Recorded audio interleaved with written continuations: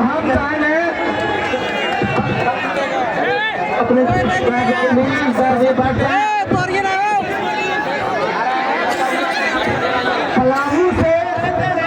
पलामू परमंडल से आए हुए हमारे क्रांतिकारी साथी वो कृपया मंच पर आने का काम करें। मैं सभी का नाम नहीं जानता हूँ। दिलीप महतो, लालचंद मेहता और हमारे साथ कई क्रांतिकारी साथी कल आए हैं। आप लोग पलामू परमंडल से चल करके आए हैं दादा, आप स्टेज पर मंच पर आने का काम करें। और मैं सभी साथियों से आग्रह करूंगा कि अब हम लोग के बीच जेडी कैसेस के टाइगर, जेडी कैसेस के केंद्रीय अध्यक्ष हम लोग के सामने हैं। अपने वक्तव्य को रखेंगे, हम लोग शांतिपूर्वक सुनने के काम करें। और मंच पर जितने भी क्रांतिकारी साथी हैं, हम चाहेंगे कि सभी को अपने स्थान पर बैठ जाए।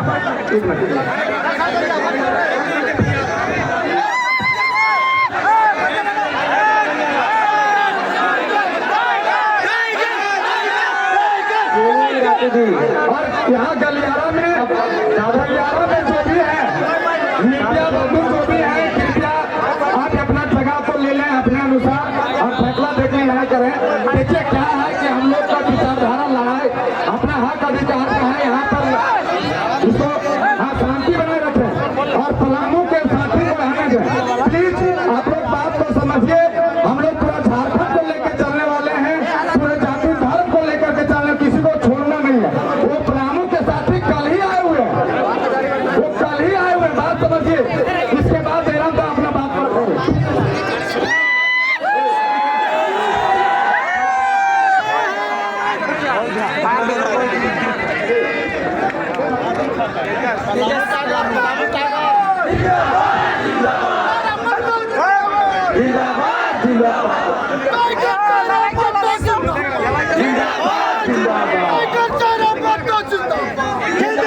जिंदाबाद।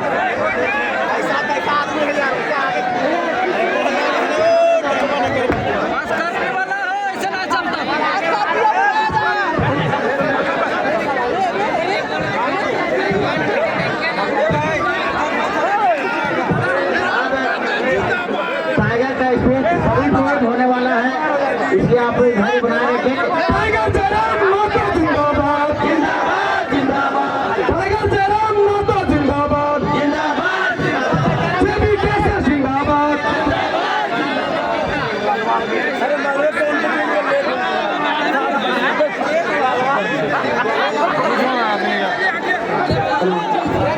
आप लोग दिखा रहे हैं तो ही हो पाएगा। स्टेज पे है क्रांतिकारी, सभी बैठ जाए, आप ग्रहण कर ले।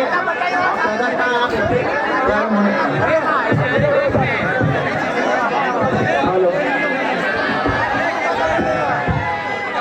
हेलो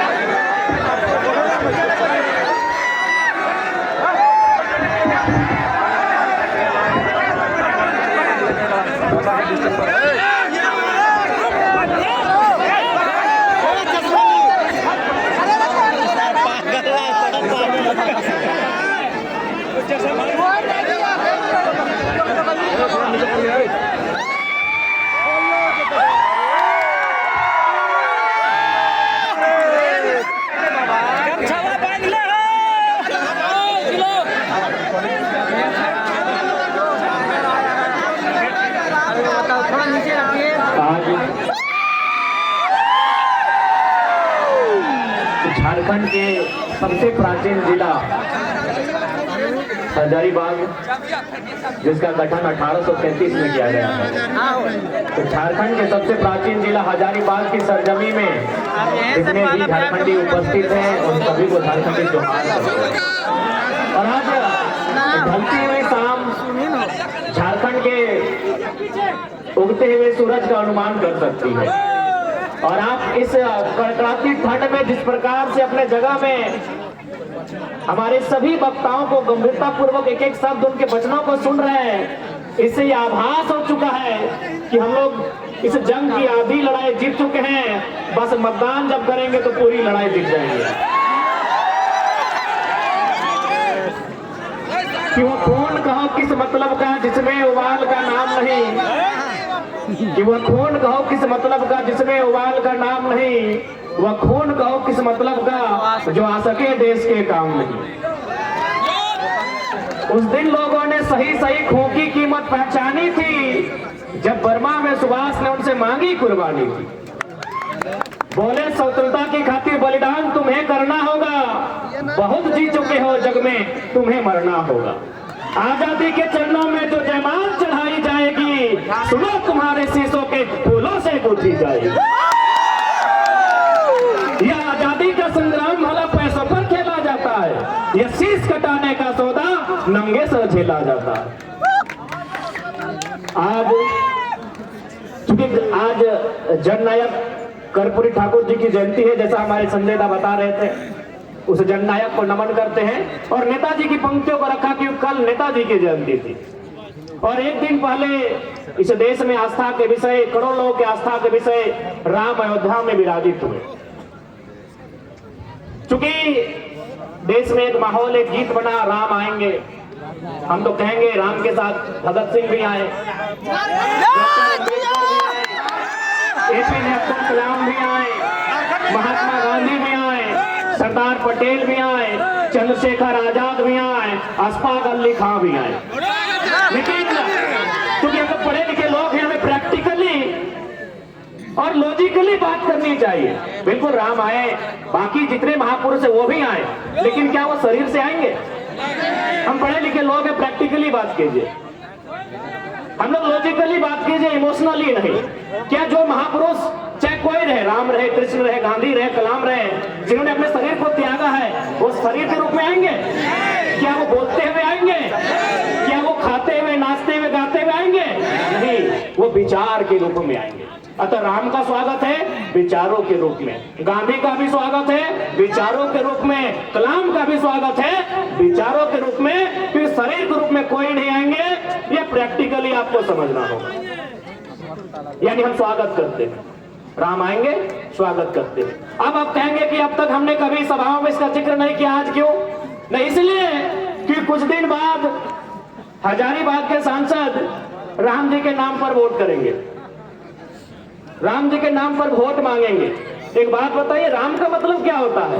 राम का मतलब होता है त्याग, राम का मतलब होता है पिता के वचन के लिए राजपाट का त्याग। और ये जयंत सिन्हा जब राम के नाम से वोट मांगेंगे, आपको थोड़ा सवाल करना चाहिए, जिसके पास 50,000 करोड़ की संपत्ति है तो किस मुख से राम के नाम से वोट मांगेंगे?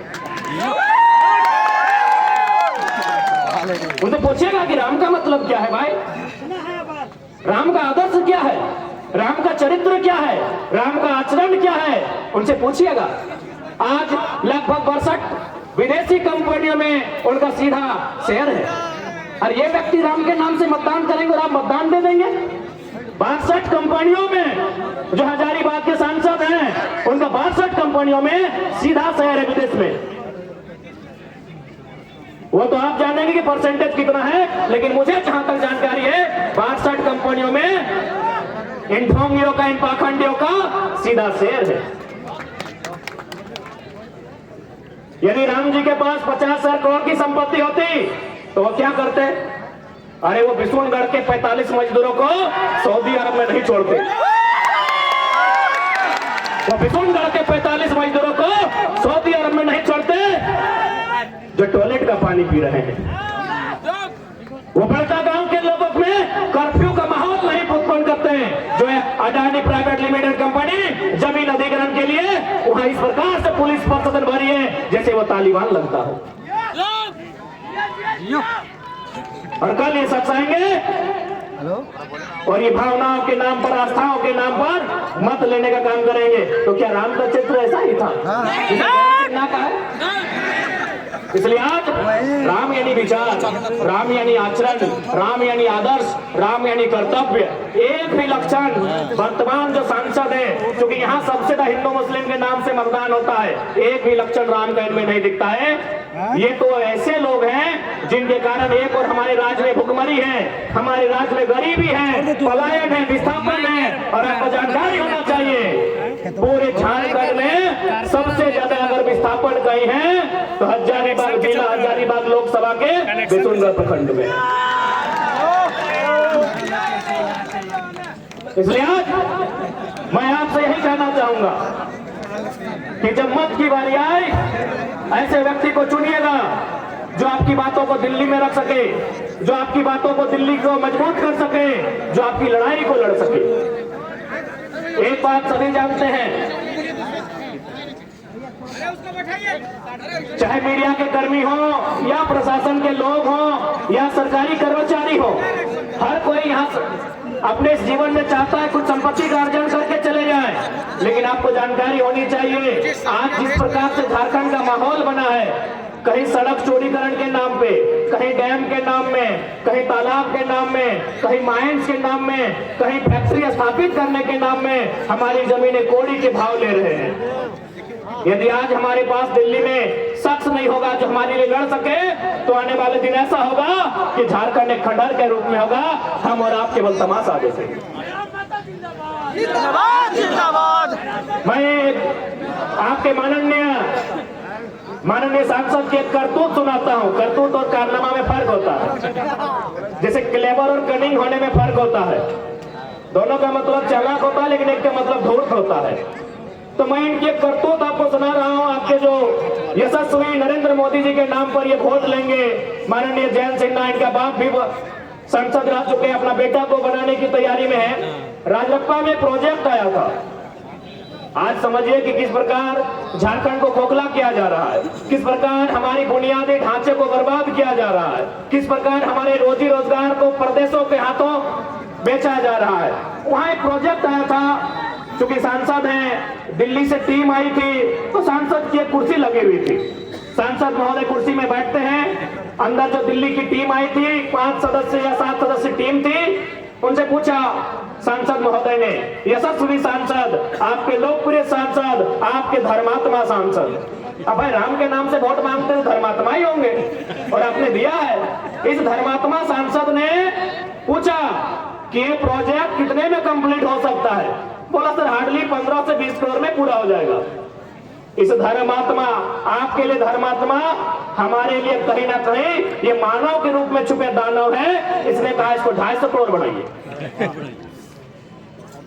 आप पता कर लीजिएगा, राजरप्पा प्रोजेक्ट वहां 15 करोड़ में ये योजना थी, इन्होंने कहा इसको 250 करोड़ बनाइए। यानी जो योजना 15 करोड़ में हो सकती थी, 250 करोड़ किसके लिए?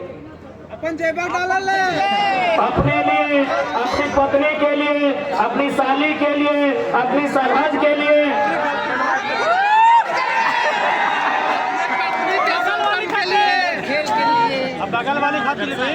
बाकी हमें बताने की आवश्यकता नहीं है कैसे दुराचारी लोग हैं। वास्तव में राम भी उनको मानते हैं जो अंतरात्मा से और दिल से मानते हैं। ये लोग अपने पाप को छुपाने के लिए केवल जबान से राम का नाम लेते हैं। अगर वास्तव में राम को आदर्श मानते हैं, मैं आज इस हजारों की भीड़ से, सम्मानित मीडिया बंधुओं के बीच से, मीडिया की बहनों के बीच से हजारीबाग के सांसद को चुनौती देता हूं कि वास्तव में अगर आप राम को मानते हैं तो 50,000 करोड़ की संपत्ति में 1,000 करोड़ रखिए, बाकी उन 50,000 करोड़ आप जनता को दान कर दीजिए। ये राम का चरित्र हो सकता है, ये राम का आदर्श हो सकता है। 50 कंपनी जो विदेश में चलेगी, आपका वहाँ 30-35% शेयर रहेगा, और झारखंड में जनता को केवल बरगलाना के ये लोग काम करते हैं। ईटा जैसा सरयाग रखा है रुपया। आज झारखंड गरीब नहीं है मेरे साथियों। मेरी माताओं, मेरे बहनों, मेरे बुद्धिजीवी अभिभावकों, इस झारखंड को गरीब बनाया जाता है। ये झारखंड नहीं है गरीब। इस राज को जानबूझ के ये लोग बर्बाद करने पर तुले हैं और ये हमारा और आपका कर्तव्य बनता है कि इस राज की उन्नति कैसे हो, इस राज का हितार्थ कैसे हो, इस राज को बचाया कैसे जाए और इस राज को अव्वल दर्जे का राज बनाया कैसे। हमारे इलाके में कोई चढ़ने देंगे प्रचार। क्योंकि अगर हम स्थानीयता के मुद्दे से आए थे और यदि हम लोग स्थानीयता की बात नहीं करें तो शायद बेईमानी होगी। आज बहुत सारे लोग और साथ साथ राम जी ने तो हमारे 1932 के खतियान को भी मजबूत किया है। राम जी ने हमारे 1932 के खतियान को भी मजबूत किया है। अब आप बोलेंगे कैसे? राम जी का विवाद कब का है? 1528 का है। समाधान कब हुआ? 21वीं सदी में। समाधान किन्होंने करवाया? लोकतंत्र ने। लोकतंत्र ने। तो भाई जब मुगलों के काल की समस्या का समाधान लोकतंत्र में हो सकता है तो हम तो अंग्रेजों की काल की समस्या का समाधान मांग रहे हैं। हम तो अंग्रेजों की काल की समस्या का समाधान मांग रहे हैं। तो राम जी ने तो तमाम विस्थापितों को मजबूती दिया है।